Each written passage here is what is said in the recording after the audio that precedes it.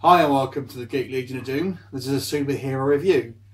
Today we're going to be having a look at The Demolitionist, which was a 1995 sci-fi superhero movie. Now, first of all, I didn't know whether they really class this as a sci-fi or a superhero film, when it is really both, but I'll review it under the superhero review banner, purely because I think it shares most similarities with that. She has power, she wears a costume, she is called a code name by the public.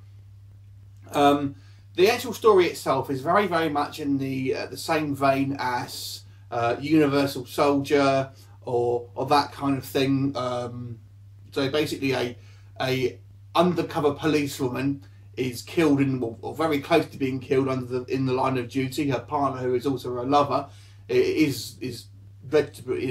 He's a vegetable. He's shot in the brain, and she basically is brought back to life by a secret sort of government project, sort of green-lighted by the mayor, called Project Lazarus, and it essentially gives her superhuman abilities. Now, actually, I say the film that shows its most similarities is probably RoboCop, which again is, some people will class it as a superhero film, some people will class it as a sci-fi. So she's brought back from the dead essentially, and she has super strength. She's super fast and has super agility. She also has a kind of like a Wolverine-like healing factor. Then she's also kitted out in sort of like proper sci-fi body armor, and has a kind of like a bike that'll only take her weight and guns that'll only sort of respond to her and that sort of thing. She wears a mask that she communicates with the computer with. So really, it does have the tropes of a superhero film, although it is set in the sort of the near future.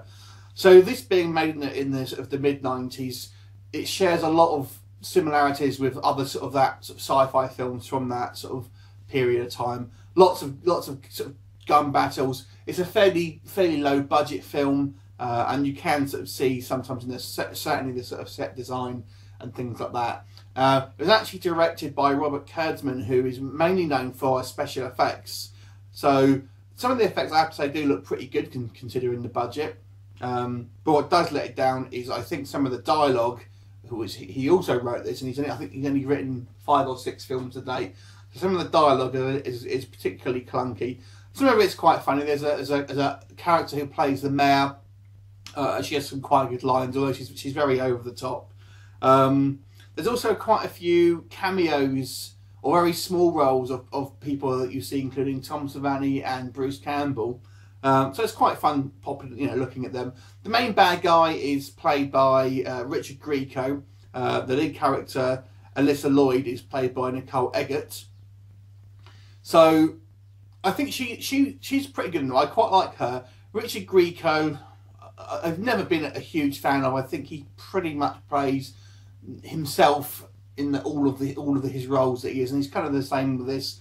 And the bad guys are all very much the sort of like chainmail leather biker dudes who must shop, and bad guys are us. They look very sort of generic, sort of typical sort of biker sort of bad guys, if you can know what I mean, and pretty much cannon fodder. It's quite. I do quite like it. I think the pacing is quite good. It's quite. I mean, I saw this when it was first released back in the 90s, and I've just rewatched it for this review, and it held my attention. I did quite enjoy it.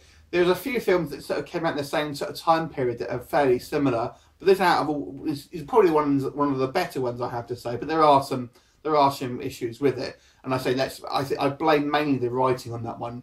But he's certainly, I wouldn't say the direction's too bad, and the performances are mixed. As I say, Nicole Eggert I quite liked in the role. I think she kind of is obviously sort of trying to sort of take it sort of fairly seriously, and obviously in hopes of kind of building up a career, whilst some of the supporting cast, Richard Grieco, as I say, being the main culprit, are a little bit lacking. Now the story, one of the things I kind of wasn't so keen on, there's a kind of a police commissioner who is kind of a corrupt, but I never really understood his motivations in it, to be quite honest with you. I mean, the bad guys simply want to cause chaos, and their motivations are never really sort of explored past that. And then they have a bent police commissioner, and he's getting paid, but I don't really understand.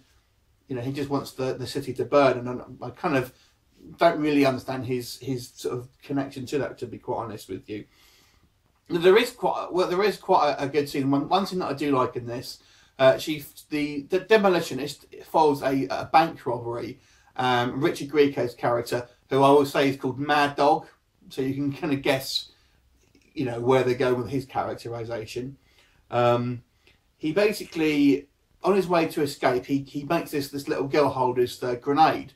Now, in most cases, obviously, the hero will kind of try and sort of save the girl, but this one, she just ignores her and goes after the bad guy, which I thought was kind of different, really, especially for this sort of this type of film where we don't really expect too much from it. But it's actually a major plot point in the film, because what happens is that essentially makes her kind of viewed badly by the media and the press and the police ultimately, which ultimately leads to the sort of program what she's on to be sort of cut from the government. So it's a fun film if you're interested in your sort of like your sci-fi films, especially if you like kind of RoboCop. It follows a very, very similar story to that.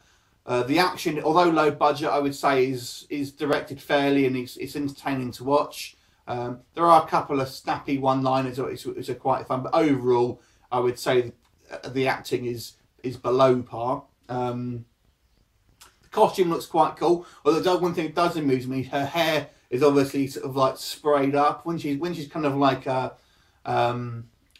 just normal without her costume, it's kind of just flat, but when she goes out to kick ass, her hair's all like, hair sprayed up, and she's got full makeup on, so she must be doing that before she goes out.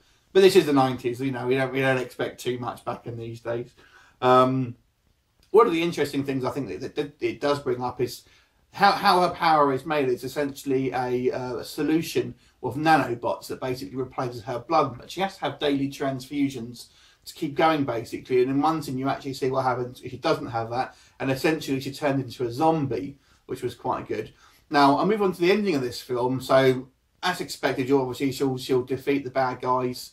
One thing I didn't really understand as well is that at the end of it, the lab is essentially destroyed and taken down, and she's asked by the professor who's kind of essentially made the Project Lazarus, does she want to live and carry on, or does she want to just be let go?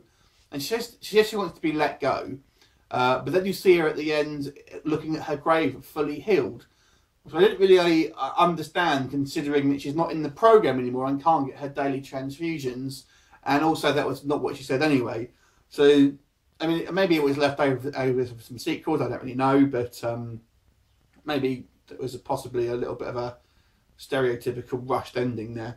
But overall, I will give this film a 5 out of 5. I quite liked it. Certainly, I think it stands above some of the other sort of the 90s sci-fi superhero films that came out, of which there's actually quite a few when you look at them. So I'll give this one a 5 out of 5. Have you seen it? Let me know what you think in the comments, and I look forward to seeing you next time. Thanks for watching Geek Legion of Doom.